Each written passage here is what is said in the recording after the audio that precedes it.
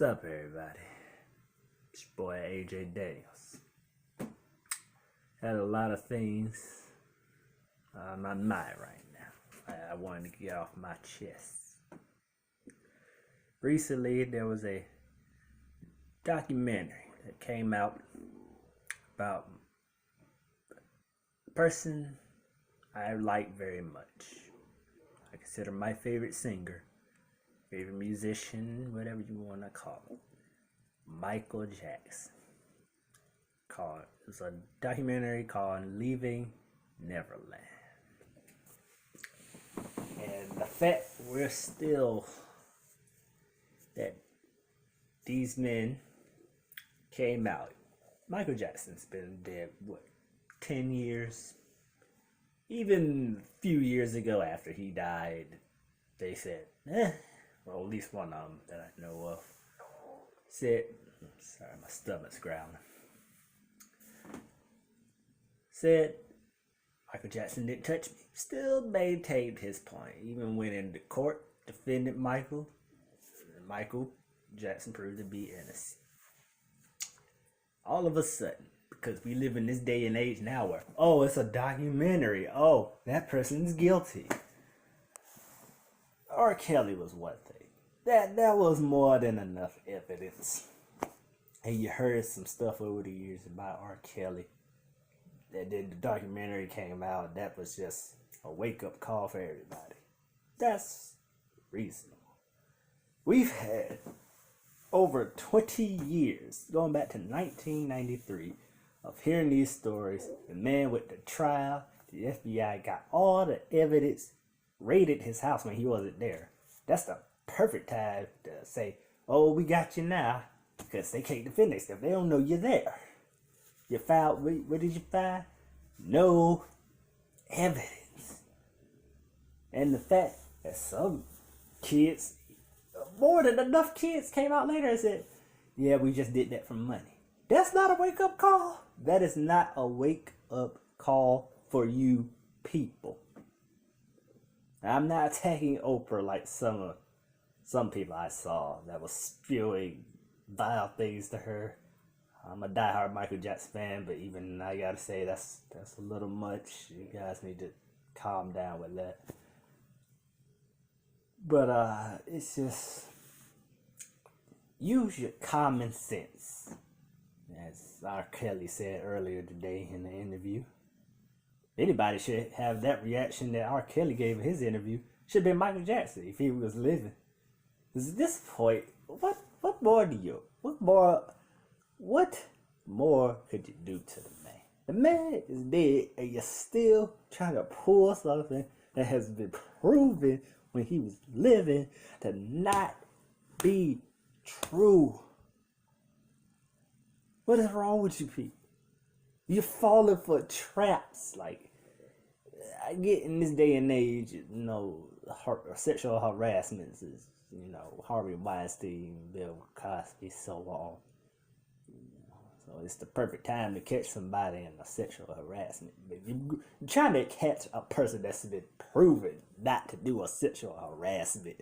Okay, just give up at this point. Like, what is your goal in this? And then had the audacity, Oprah and the other gentlemen had the audacity to say, oh, it's not about Michael Jackson. Well, don't make it about, don't throw a documentary about Michael Jackson with him on the picture promoting this about Michael Jackson and saying, oh, this is about other sexual abuse. Well, make it about that. Don't make it about him. He's proven not to. Use your brain. Use your brain if it's not about him. If you're sexually abused, I'm sorry. Please do come forward. Don't make it about somebody that's been proven not to sexually abuse people. No, you just... I wouldn't even say it's my bias because I'm a Michael Jackson fan. I'm using my brain with this. I'm trying to put myself, if I wasn't a Michael Jackson fan, trying to put that aside. Common sense says don't talk and don't talk about. That's what I kept saying throughout the whole time. Don't talk about somebody if they've been proven not innocent. I mean, not guilty. It doesn't also help that Oprah is kind of coming off two-faced when she's all friendly with Michael and defended him, supported his family, and then this comes out and like, oh, I'm on the defender's side. It doesn't help at all either. You know, I try not to get worked up.